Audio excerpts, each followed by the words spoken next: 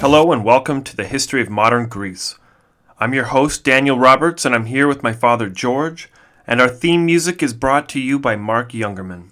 This is a podcast that covers the events from the fall of ancient Greece to the modern day.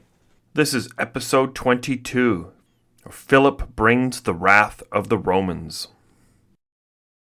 By 265 BCE, the Roman Republic had completely seized control of the Italian boot. That's the peninsula. The Greek threat had been wiped out from the Italian mainland, but there was still Syracuse on the island of Sicily. And now that the Romans were this far south, they were starting to come into contact with the Phoenician colony Carthage, as known as the Carthaginian Empire. In 264 BCE, in the Sicilian city of Messana, a group of mercenaries called the Mamertines were ravaging the countryside of Syracuse, who was now starting to tighten his grip in the region and threaten Messana. They sent a call for help to both the Carthaginians and the Romans, and of course they both responded. This led to two of the greatest empires clashing head-to-head in northern Sicily. The Romans had trouble sailing across the strait with Carthage patrolling the seas, but when they did make it across, they quickly captured Messana and expelled the Carthaginians. The Carthage general who lost Messana was returned to Carthage, where he was publicly crucified for his failure. With the embarrassment of losing Messana to the Romans, Carthage turned to its longtime enemy for help, Syracuse, the Greek colony, the Dorian one. Now the Greeks and the Phoenicians had an official alliance against the Romans. The Romans had landed their army and secured a base, and they were now marching towards Syracuse. The only problem was the Romans had no supplies. They had to forage for food, and they were launching an overseas campaign. The Carthaginian navy was the most dominant navy in the region, and they never let a single Roman vessel near the island. The Romans were hungry, and when they got to Syracuse, they were met with walls. The Syracusans capitulated to the Romans and agreed to become their ally and supply them while they campaigned against the Carthaginians. Even though the Romans lacked the technology for siege warfare, it is in this war that the Romans learned how to starve a city to death. They didn't know how to undermine or build siege towers, but they did know how to build walls. So they cut down every tree around them and built a wall about 500 meters away from the city walls, completely enclosing it, but also creating a large no man's land cleared of all trees and brush. The Romans then built a second wall further out that protected them from enemy reinforcements. This allowed the Romans to properly camp in relative safety, while they slowly waited for the citizens of the city to starve to death.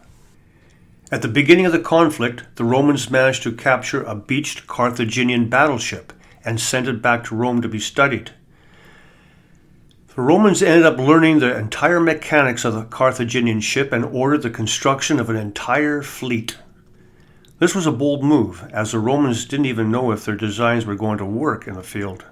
But they just went ahead and built a naval fleet rival to that of the greatest maritime superpower for over 500 years. For over a decade, the war between the Romans and the Carthaginians was waged between the two powers on the island of Sicily, the Romans proving themselves to be very resourceful. In 256 BCE, the war was brought to the north coast of Africa, the home of the Carthaginians and the breadbasket of the Mediterranean. In the ultimate maritime showdown, the new Roman fleet met the largest ever assembled naval fleet of Carthaginian ships. Not only did Rome build a fleet secretively in less than a decade, but they also managed to build the biggest fleet ever, and they defeated the Carthaginians on their home front. From this point on, the Romans brought the war from Sicily to Africa, and they besieged Carthage and all of their cities and countryside. In 242 BCE, Alexander II, king of Epirus, died, and his son Pyrrhus II became king. Pyrrhus II only had 2 daughters and no heir when he died only 7 years later. The crown went to his brother Ptolemy, skipping the daughter of Pyrrhus, Deidamia. Sometime around 235 BCE, or give or take 5 years, Ptolemy led a military charge into battle, trying to emulate Alexander the Great, no doubt, and was killed in battle. Now, this actually becomes a problem with the Greeks. Every one of their leaders has to lead the charge into battle for the glory. But when they die, the army is left leaderless and everything falls apart. And this time, Ptolemy II was killed in battle and the throne went to the daughter of Pyrrhus II, Deidamia. She was definitely a fighter like her father and grandfather, but especially more like her grandfather.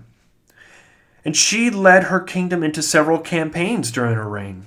But she was eventually assassinated in 231 BCE. In 241 BCE, the First Punic War ended, and the Roman Republic gained all of Sicily, except for Syracuse, as the first province in the Republic. The Roman Republic was expanding.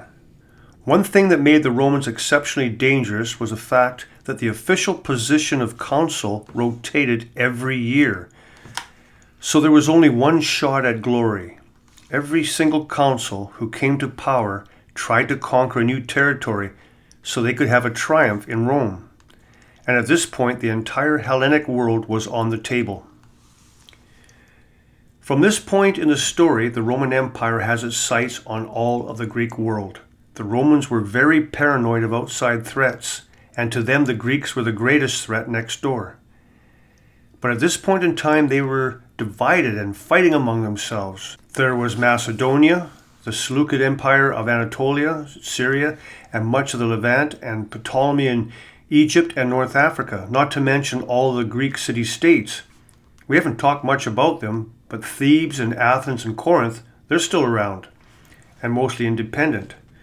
We know the Romans knew about Alexander the Great's empire, and I can only imagine they feared the possibility of them reuniting, or more likely, one of the Greek city-states conquering all of the others, and then turning their attention west. Just like Pyrrhus of Epirus had done, the Greeks had to be subdued for the security of the empire, and this is the time in history where it happens. In 230 BCE, the once great kingdom of Epirus collapsed, and the monarchy ended. This instability led to the Illyrians in the north to move in and take control.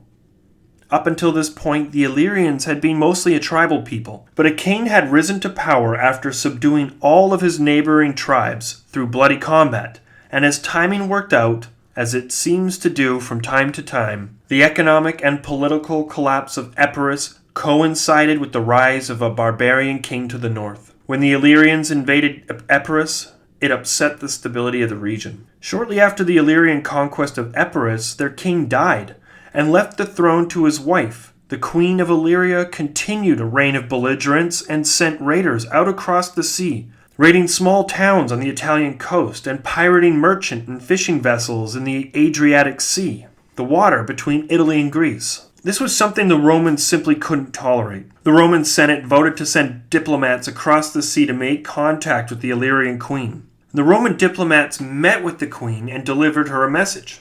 Stop the raiding at once. There was no negotiating. It was a straightforward demand from the Romans, and they were giving them one chance to comply peacefully. The queen, however, did not comply, and in fact, she refused them on the spot, and they were both killed. The Roman Senate received the queen's message loud and clear. They gathered their legions and prepared to cross the water. In 229 BCE, an army of over 22,000 soldiers were ferried across the sea with over 200 ships. The campaign was short-lived as the Roman legions crushed the disorganized Illyrians. By 228 BCE, the Romans had defeated the Illyrians, forced the queen into a peace treaty, forbidding her from entering the sea, and also carving her land up into smaller client states. The Romans sailed home that year, but left the queen under the terms of complete submission. In essence, they made her a client state, and she better do as they say. However, the governor of the client state to the south of the queen did not want to capitulate to the Romans, nor did he want to serve the Illyrian queen. Instead, he decided to marry the dead king's mother, making himself legally the queen's father-in-law, and therefore the rightful ruler to the Illyrians. Of course, this new general's name is Demetrius, and Demetrius went a-conquering and reformed the Illyrian kingdom that had just been destroyed by the Romans. Demetrius captured all of the old kingdom back from the other governors and the queen herself, but also started a raid further north into other Roman client states. Due to a pressing war in the north of the Italian peninsula, the Roman legions were occupied and couldn't intervene with Demetrius, and this led to Demetrius making even bolder moves. Thinking he could get away with it, Demetrius not only rekindled the piracy raids on the southern Italian coast, he organized the biggest raiding party of Illyrians ever assembled. It is safe to say that Demetrius had no idea the size of the beast he was angering. After 8 years of raids and piracy and blatant violations in the Roman peace treaty of 228 BCE, the Romans assembled an insanely large invasion party to make an example of the Illyrians.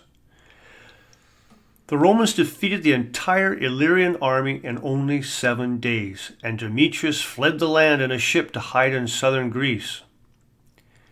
Fleeing this quickly meant leaving his family behind to be enslaved by the Romans. When he landed in the Peloponnese, he happened to run into the king of Macedon, Philip the V, and his massive navy. This chance meeting led to a new friendship between the king of Macedon and Demetrius, and he quickly became Philip's advisor.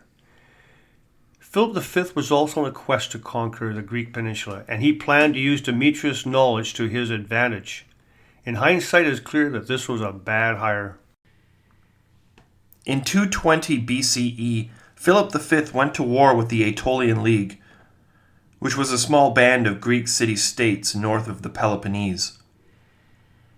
While Philip V of Macedon waged war against his Greek neighbors to the south, Hannibal was marching his elephants across the Alps and invaded Italy from the north. Hearing about the invasion of the Roman Republic and the Carthaginian victories, Philip V assumed this was the end of the Roman Republic, so he prepared an invasion of his own across the Ionian Sea in hopes to seize as much territory from the dying Republic while he could. This was all at the behest of Demetrius, of course, his advisor who took a beating from the Romans a few years earlier and wanted revenge. In 216 BCE, Philip sent his army into Illyrian territory, which was still a client state of the Roman Republic. His invasion of the Illyrian coastal cities was quickly halted when he heard that a Roman fleet was on the way to Illyria. Spooked by the approaching threat, he retreated to Macedon.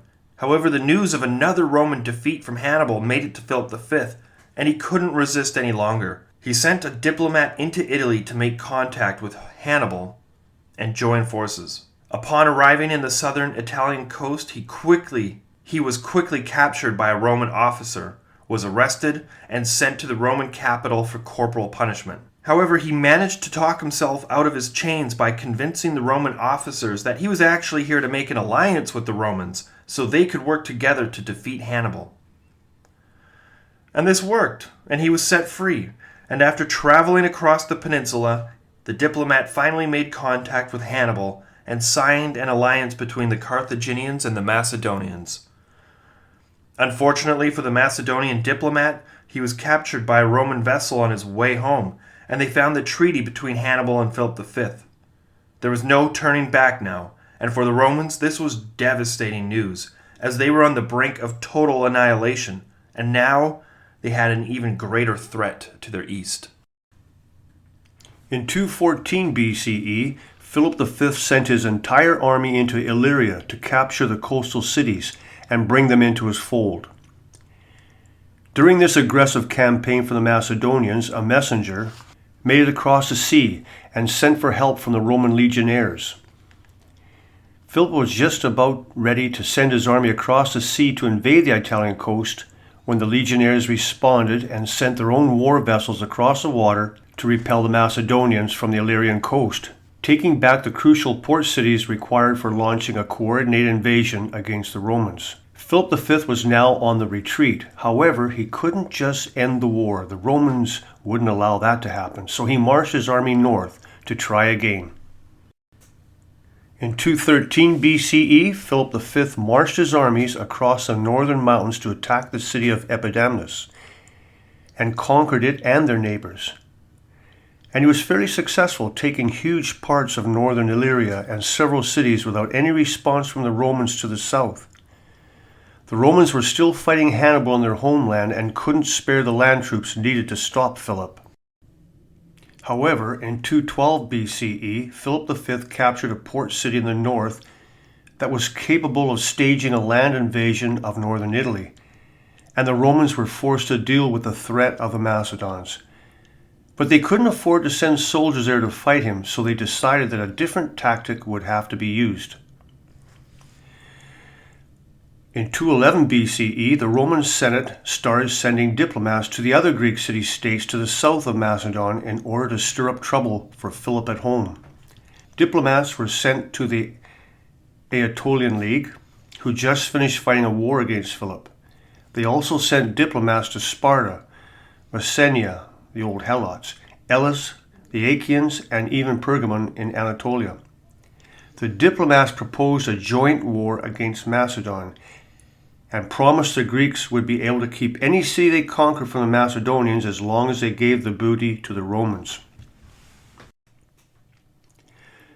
The war actually went well for Philip V of Macedon, but the Romans were happy as long as the Greeks were fighting each other.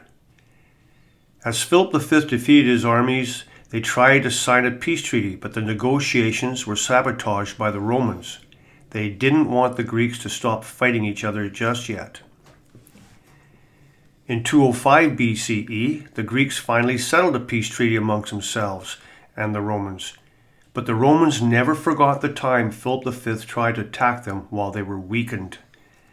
This proved to all of the senators and Romans alike that Macedon was a serious threat that could not be allowed to survive. In 200 BCE, the Carthaginian Hannibal left the Italian coast, and although he was never defeated in battle, the war was a clear victory for the Romans. They gained a lot of territory from the Second Punic War, and now they could focus their attention to their enemy in the east, Philip.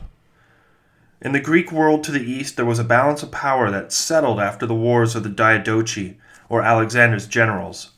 There were three great powers: Macedon, Ptolemaic Egypt, and the Seleucid Empire. When one became too powerful, the other two would team up and bring them to heel. This kept the region relatively stable. However, these Greek generals were still occupying foreign land, and they were starting to develop their own domestic issues, and it started to take a toll on these states. The Ptolemy state of Egypt started to weaken, and Egyptian priests led a revolt and declared a new native pharaoh, and this led to an all-out uprising, and many cities in Egypt rebelled from Alexandria. And to make matters worse, Ptolemy IV died and left his child's son king of Egypt. Philip V and the Seleucids smelled blood in the water and moved against the weakened Ptolemaic state. They moved in together and started to strip territory away from Ptolemy. This aggression from Philip V startled the smaller Greek states in mainland Greece, and they rose up against Philip, waging small battles against him at home. Diverted away from Ptolemaic Egypt, Philip V invaded the small Greek kingdom of Pergamon on the west coast of Anatolia, in the same general region as the legendary city of Troy. He defeated small army after small army and started to acquire more cities in the Adriatic, growing the large kingdom of Macedon into a formidable empire. He ended up getting bogged down in a war with the island of Rhodes and was surrounded by a Rhodesian navy. Even though Philip V was trapped in the port city, the Rhodesian navy was running out of supplies and would sooner or later have to retreat and allow Philip to escape. So the Rhodesians sent an emissary to Rome and told them about a secret alliance between Macedon and the Seleucid Empire to divide up the territory of Ptolemaic Egypt. The irony of all this is that the smaller Greek city-states came to the Romans because they thought the threat to their independence came from the Macedonians and the Seleucids. So they invited the Romans right into mainland Greece to help them keep their freedom. Eventually, though, Philip the V broke free and made it back to Macedon, where he continued his campaign in Pergamon. And it was while he was warring with Pergamon that a letter from the Roman Senate arrived for him. The letter read, "If Philip the V refrains from attacking the other Greek empires, the Romans will not invade." Now, this letter was also sent to Ptolemy and the Seleucids, and it prompted the Seleucids to break off their attack against young Ptolemy V in Egypt. Philip V, however, ripped the letter up and declared war against the Romans immediately. In late 200 BCE, Philip V returned to Macedon only to realize that 20,000 Roman troops had landed on the Illyrian coast. And at the same time, the Greek city-states to the south went to war with Philip. Instead of fighting the Romans first, which he should have done, he sent his armies south to crush the Aetolians and Achaeans and the Athenians. In the north, the Romans were having trouble and even suffered a mutiny. Even though this invasion had just begun and the Romans were not that far from home, they had just finished fighting a decade-long war against the Carthaginians and they wanted to go home. It took some work, but the new leader calmed the troops down and convinced them to carry on with the invasion. At this time, Philip V's army was marching on the newly organized Roman legionnaires. In 198 BCE, a new consul set out to the Greek mainland and demanded to meet the Macedonian king to negotiate peace terms. The terms the Romans offered were simple: dismantle the entire Macedonian Empire or face the wrath of the Romans. They did this under the guise of liberating the Greek city-states, which the Rhodesians had inspired them to do with their letter for help only 2 years before. This was obviously never going to work and only infuriated Philip V, forcing the two armies to prepare for war. This was the first great battle between a Greek phalanx and the Roman legionnaires, and the Romans did not fight like traditional Greek armies. Unlike the Greek phalanx, the Roman legionnaires had an entire division of small artillery, where troops would hurl small javelins at the Greek phalanxes.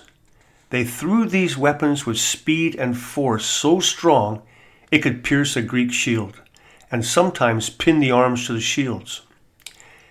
However, the biggest threat of their javelins was the fact that they stuck into the shields, bogged them down, and eventually were forced to be discarded. This made the Greek soldiers vulnerable to attack. As soon as the negotiations failed, the Romans launched an aggressive and quick attack.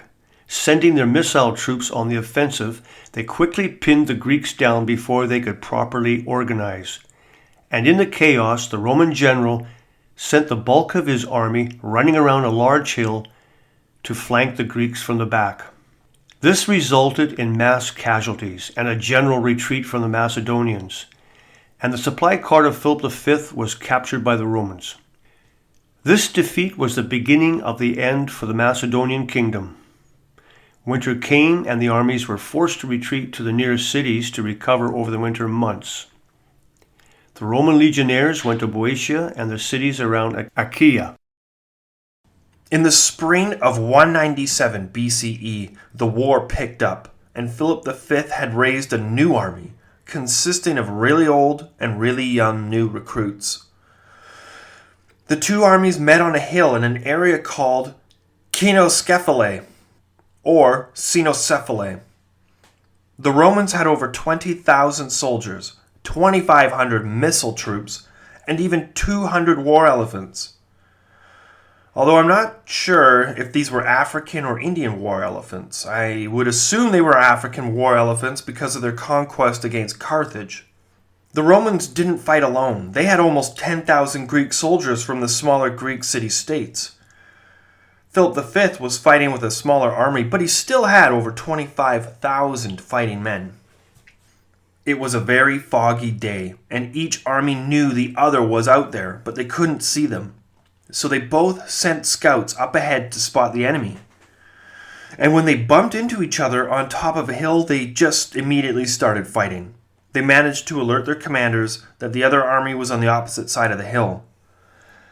The scouting parties continued to battle on top of the hill when the morning fog finally broke off and both armies could see the two scouting parties fighting on top of the hill. Unfortunately for Philip, half of his army was off sent foraging for food, and they were not ready for battle. Both armies began to march up the hill from opposite sides, and Philip made it to the top of the hill first and had the momentum of charging the Romans down the other side of the hill. The battle was going well for Philip, and the Romans were starting to crumble before the mighty Macedonian phalanx. Then Philip's foraging troops made it to the battle and rushed up the hill to form a second Macedonian phalanx on the left flank so they could swing around and pinch the Romans between two phalanxes. Unfortunately for Philip, the second group of soldiers had a lot of catching up to do, and they were running up the hill in a disorganized fashion and had yet to form up the phalanx. Back at the Roman camp, the Romans still had half of their troops in reserves and all 200 war elephants on standby. Knowing this was their only chance, the Romans sent a charge into the Macedonians while they were still unorganized. This was a bloodbath, as the Roman elephants trampled over the Macedonians, causing a mass panic and retreat. The Romans and their elephants pursued their enemy, but one of the officers saw the left flank was about to be overrun by Philip, so he took a small contingent with him and turned back to help out his comrades. The Roman left flank was just about to fall to the Macedonians when the small group of Romans from the right flank arrived back at the battle and attacked Philip the V from behind. The confusion forced the phalanx to turn around and fend off the attack from the rear, and as soon as the phalanx broke formation, they were overrun from both sides. All of the Macedonians were killed, while Philip the V galloped away on horseback.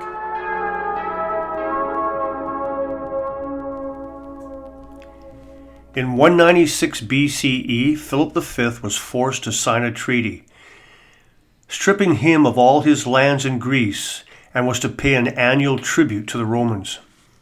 His navy was destroyed, his son was taken to Rome as a hostage, and Philip was forced to be a client king to the Roman Republic.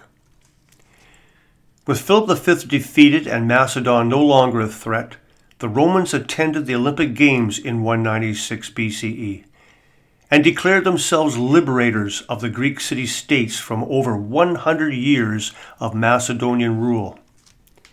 They declared the Greek cities would be free and no longer be taxed. They were cheered as liberators and heroes by the Greeks attending the games. The Seleucids congratulated the Romans on their victory against the Macedonians, but the response was a warning. The Romans ordered the Seleucids to leave any Greek city-states they had captured and to never cross the Adriatic into Greece. The Romans did not trust the Seleucids, as they were allies with the Macedonians, and a move that really pissed off the Romans was when the Seleucids invited Hannibal into their court as an advisor. The Romans hated Hannibal. He was like Adolf Hitler to them, and now he was with the Seleucids. This act pretty much damned the Seleucids right there. In 190 BCE, the Romans had invaded Anatolia, and the Seleucids sent their armies to meet them in battle. The Seleucids were defeated, and the Roman expansion into Anatolia began. In 188 BCE, Demetrius, son of Philip the V, was released from Rome as a hostage and returned to Macedon. He was fully assimilated to Roman culture now and urged his noble families to bend the knee to the Romans, while Philip V and his eldest son started to organize resistance to the Roman invaders. Eventually, Demetrius was murdered and the faction that favored war with the Romans won out. The new Macedonian king Perseus started to build alliances among the Greek world to resist the new Roman influence in Greece. The Romans did not like the actions of Perseus, and they watched as his influence grew in Greece. Eventually, the Greeks from the southern states grew afraid of Macedon's building power, and an emissary was sent to Rome to plead for their help once again. This time, the Romans weren't going to wait for the Macedonians to build strength and attack. They acted first. In 174 BCE, a Roman diplomat traveled to Greece and made a peace treaty with Perseus. But this treaty was a trick. The only purpose of the treaty was to gain more time to build a stronger army. And this act of deception proved valuable in the war to come. In 171 BCE, the Romans traveled across the Ionian Sea and landed in Greece. At the same time, Pergamon landed over 6,000 troops in Attica and marched north to meet up with their Roman allies. The Macedonians then marched through Thessaly and met the Roman army in battle. The initial attack was a victory for Perseus, as he killed more than 2,000 Romans with his phalanx, while suffering only 60 casualties. The Romans were angry and took their frustrations out on the Greek cities that supported the Macedonians. In 170 BCE, the Romans ravaged the Greek countryside, pillaging Greek city-states that dared defy Rome, and killing all of their inhabitants or selling them off into slavery, and burning every building to the ground. Many great cities were destroyed forever in these raids. This barbarism by the Romans turned the attitude of the Greeks as they suddenly looked to the Macedonians as their true ally and liberator. But the Roman legions were already there, and it was too late to get rid of them. In 168 BCE, near Mount Olympus, at the Battle of Pydna, the Romans defeated Perseus in an epic battle that sealed the fate of the Greek mainland for over 1,000 years. The Romans managed to use their new tactic against the phalanx by bogging them down with missiles and charge the Macedonian phalanx with locked shields as fast as they can, getting beyond the edge of the pikes where the Macedonian soldiers were completely defenseless. Often the Greeks would drop their spears and pull out daggers, but the Roman short swords made quick work of them, and the Macedonian army was defeated. Even though this battle started with over 42,000 Macedonians and only 37,000 Romans, the Roman army only lost 1,000 men, while the Greeks suffered 20,000 casualties, with another 11,000 being captured and sold into slavery. Perseus himself was captured and carried back to Rome in chains and died a prisoner in Rome. The line of Antigonus ended with Perseus. Throughout all of this ordeal, Pergamon was always acting as a close friend and ally of the Roman Republic, and many other Greeks looked at them as traitors. While the rest of Greece was burning, Pergamon was flourishing with trade and an economic boom that led to the creation of one of the most beautiful cities of antiquity. Meanwhile, the Roman legionaries were marching through mainland Greece, Epirus, and Illyria, capturing hundreds of thousands of slaves. In 167 BCE, Judah was part of the Seleucid Empire. It is said that trouble started after Antiochus IV issued a decree forbidding Jewish religious practice. A rural priest refused to abide by the rules of worshiping Greek gods. When a Hellenistic Jew stepped forward to take the priest's place in sacrificing to an idol, the old priest killed him. The priest and his 5 sons fled to the wilderness of Judea. The old priest died the next year, and his son Judah led an uprising of dissidents to victory over the Seleucid dynasty of Antiochus. Initially, they used guerrilla warfare against the Hellenized Jews, and there were many of them. The Seleucid army was sent to quash the revolt, but turned back to Syria when Antiochus died. Judah Maccabee made an agreement with Rome that made them allies. The Seleucids couldn't do much about it because they were having internal conflicts. A lot of modern scholars view the Maccabean revolt as an uprising against foreign oppression than as a civil war between Orthodox and Reformed parties. The Orthodox Jews founded the Hasmonean dynasty, which ruled from 167 BCE to 37 BCE, being a fully independent kingdom from 110 BC to 63 BC. They reasserted the Jewish religion and reduced the influence of Hellenism and Hellenistic Judaism.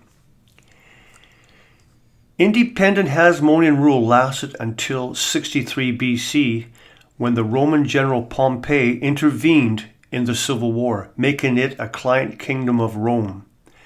The Hasmonean kingdom ended in 37 BCE when the Idumean Herod the Great became king of Israel, designated King of the Jews by the Roman Senate. In 150 BCE, a pretender came to the capital of Macedon and claimed to be the son of Perseus. This man was a fraud, but he gathered a lot of support. He sought to re-establish the Macedonian Empire and regain its independence from Rome.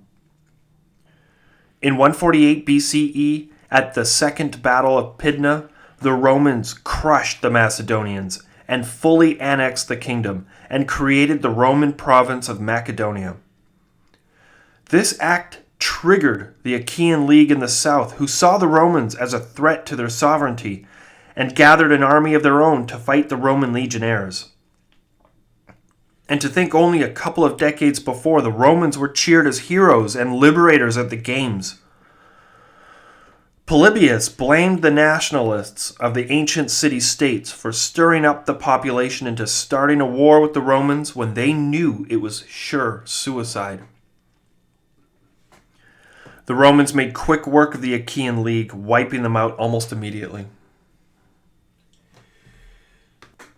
In 146 BCE, the Romans defeated the Greeks in battle, and many of the fleeing men fled to the walled city of Corinth. The Romans did not want a repeat of the last several decades. They were determined to make an example of Corinth. The Romans surrounded the city, tore down its walls, and killed every single male in the city. Not a single man or teenager or boy was spared. They were all cut down. Many of the women and children were killed too, and the ones who weren't killed were beaten and carried off in chains to be sold as slaves. The entire city of Corinth was burned to the ground, and the stone buildings and temples were torn down brick by brick. The city ceased to exist afterwards. And at the exact same time, on the other side of the Mediterranean Sea, the Romans were doing the exact same thing to the city of Carthage. The Romans were no longer giving their enemies second and third chances. All of Greece was now part of the Roman Republic.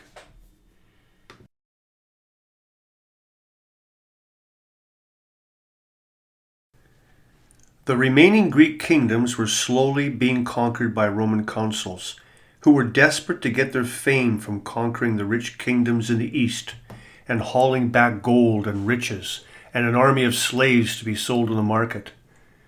The Seleucids eventually fell in 63 BCE after suffering defeat from the Parthians to the east, the Celtic invasion of Anatolia, and by the Romans to the west. While the last Greek kingdom to fall to the Romans was Ptolemy, Egypt, in 30 BCE. The Greco-kingdom of Bactria, which is modern-day Afghanistan, continued to the year 10 CE. The long reign of Greek empires and city-states was over, but the Greek people did not disappear. In many cases flourished, and for the average Greek person, life went on. Greek philosophy continued, and so did the artwork and the plays and the religion. In many ways, the Greek culture was adopted by the Roman elites, and many Roman citizens studied ancient Greek literature. This marks the end of an era, but gives rise to the Greco-Roman period. In 133 BCE, the king of Pergamon died without an heir, and seeing the way the world was heading, he bequeathed his entire kingdom to Rome. There were some who did not like this as they rebelled, and they were quickly put down by the Romans, probably slaughtered, But the city remained prosperous and free under Roman rule without having to pay tax to the Romans. Unfortunately, a later uprising against Romans saw Pergamon lose its tax-free status, but for a while there was peace. Well, that's it for today. Join us next time on the history of modern Greece. See you next time. Stay safe and stay awesome.